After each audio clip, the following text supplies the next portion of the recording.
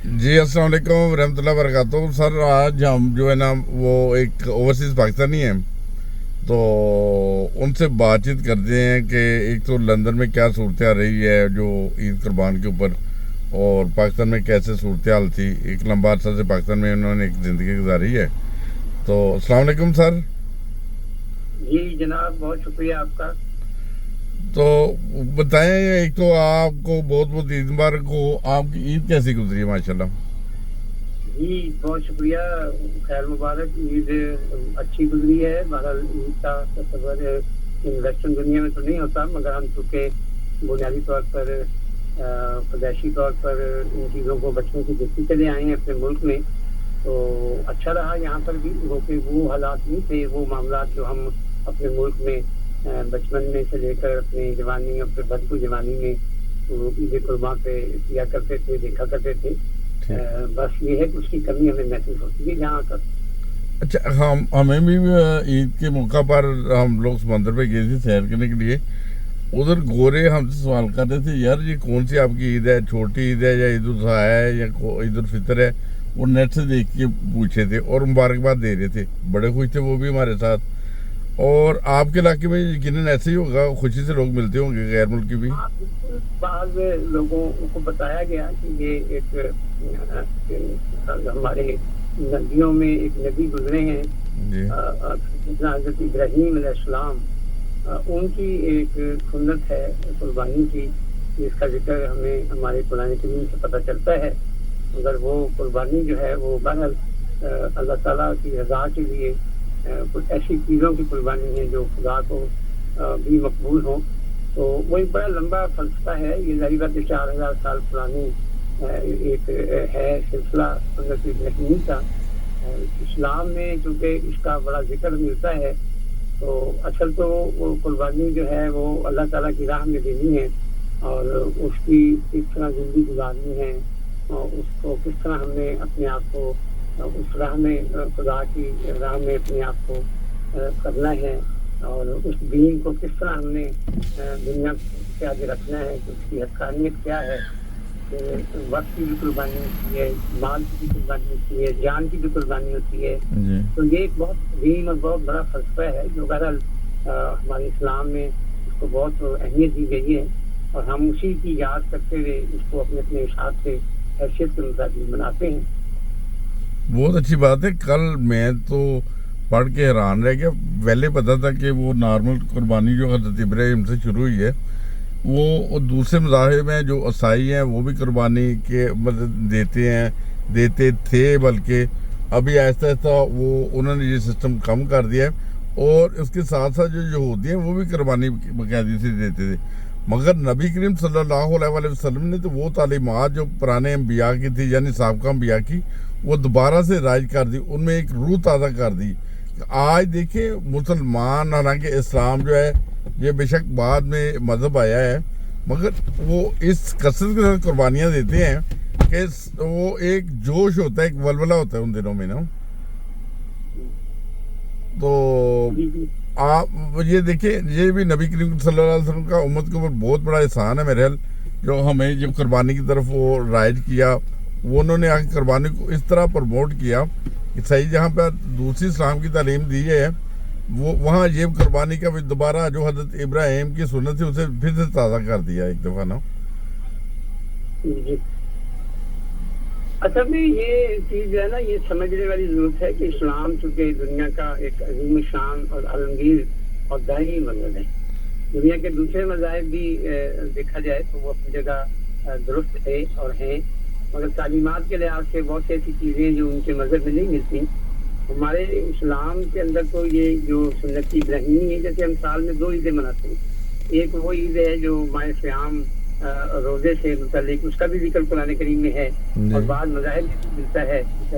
वो ईद भी हम मनाते हैं अपनी नफ्स की कुर्बानी के लिहाज से। उन पाकीज़ा चीज़ों को जो हमारे लिए खुदा ताला ने हलाल करार दी है, उसमें हम रुकते हैं और वो नहीं खाते।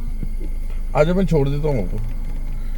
अच्छा, इसी तरह हम इस ईद को जो ईद उल अज़हा के नाम से है, इसमें भी हम सुन्नत इब्राहीमी की उस सुन्नत को पूरा करते हैं और अपने अपने दायरे में मनाई जाती है। मगर जैसे آپ گفتگو کر رہے ہیں اس حساب سے تو میں پاکستان سے متعلق کچھ آپ سے عرض کرنا چاہوں گا. جو میں یہاں آنے کے بعد چیز محسوس کر رہا ہوں کہ اس وقت جو پاکستان میں عید منائی جا رہی ہے، چند چیزیں دیکھ کر بہت دکھ اور افسوس ہے جو میں آپ کے چینل کے ذریعے سے پاکستان کے ان اقتدار میں بیٹھے ہوئے لوگوں کو بتانا چاہتا ہوں کہ وہ ذرا ہوش کے ناخن لیں کہ آج وطن عزیز میں عید قرباں کے دن روکا جا رہا ہے کہ فلاں فرقہ عید نہیں کر سکتا، فلاں حق نہیں ہے. اصل میں بات یہ ہے کہ قانون جو بنتے ہیں، جو آرڈیننس ہے، اس کو اگر تھوڑا سا دیکھا جائے جو بنائے گئے ہیں، ٹھیک ہے جی، اپنے مفاد کی خاطر، اپنی حکومتوں کو لمبا کرنے کی خاطر، اس میں تو کوئی ایسی چیزیں نہیں ہیں. ابھی میں کل ہی ایک دوست ویڈیو دکھا رہا تھا مجھے، ایک فرقہ ہے، اس کی قربانی کو پولیس نے اس کو گرفتار کیا ہے کہ تو قربانی کیوں کر رہی، اور اس کے گھر سے، اس کے کچن سے جناب پولیس گئی اور سارا گوشت لے قربانی کا لے کر اپنی پولیس گاڑی میں رکھ کر گئی ہے. تو یہ کتنی عجیب سی گفتگو ہے، کتنا عجیب سا منظر ہے جو پاکستان میں ہمیں مختلف پاکستان کے علاقوں میں، پنجاب میں بالخصوص سندھ میں نظر آ رہا ہے. جو میں سمجھتا ہوں کہ اہل اقتدار کے جو لوگ ہیں، اور خاص طور پہ وہ لوگ جو یہ کام کر رہے ہیں، وہ اس وقت خدا کے غضب کو بھڑکانے کی بھرپور کوشش کر رہے ہیں. تو اس میں عام مسلمان بھی پیسا جائے گا جب اللہ کا غضب آئے گا. نام تو وہ لے رہے ہیں اللہ اور اس کے نبی کا، نام تو وہ لے رہے ہیں اسلام کا، پر اسلام کی تعلیم کہاں ہے اس باتوں کی کہتی ہے؟ آپ دیکھیں کہ یہ جو کچھ بھی ہو رہا ہے، یہ اس میں سارے آنکھیں بند کر کے بیٹھے ہیں. اور ایک معمولی سا آدمی، میں اسی لیے تو کہہ رہا ہوں نا کہ قانون اس وقت پاکستان کی عوام کے ہاتھ میں، پاکستان کی عوام جب چاہے، جس وقت چاہے، وہ قانون اپنے ہاتھ میں لے کر ایک اوپن لائسنس جاری کر دیا گیا ہے کہ جس کو چاہے آپ پکڑوا دیں. یہ نہیں دیکھ رہے کہ وہ کام جو ہو رہا ہے سنت ابراہیم کی سنت کو زندہ کرتے ہوئے، قطع نظر اس کے، تو اس کا مقصد یہ ہے کہ ایک عام آدمی جس کا تعلق اسلام سے نہیں ہے، وہ آپ کو سلام کرتا ہے، اس کو حق ہے سلام کرنے کا. نہیں، یہ ہمارے علم میں بھی جہاں تک یہ صرف احمدیوں کے ساتھ ہی ایسا سلوک کیا جا رہا ہے کہ انہیں قربانی سے روکا جا رہا ہے.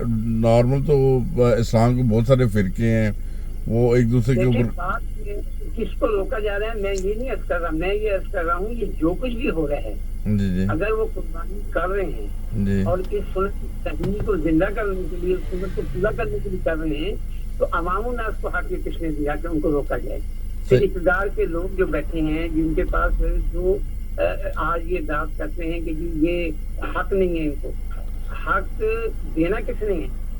حق دینے والا تو 4,500 سال پہلے ایک نبی آیا، اس نے حق دے دیا، جی جی، اور اسی حق کو آج زندہ کیا جا رہا ہے، اسی کی سنت کو پورا کیا جا رہا ہے.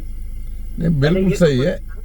یہ چیز جو ہے ہمارے آقا تو جہاں رحمۃ اللہ علیہ حضرت محمد صلی اللہ علیہ وسلم کی وہ سنت کو زندہ کیا گیا، اور حضرت ابراہیم علیہ السلام کی آج ہم جو کچھ کرتے ہیں تو کس کے نام پر کرتے ہیں؟ زندہ کرنے. مگر میں یہ کہتا ہوں کہ روکا جانے کا جو اب اس میں کوئی آواز نہیں اٹھ رہی کسی کی بھی.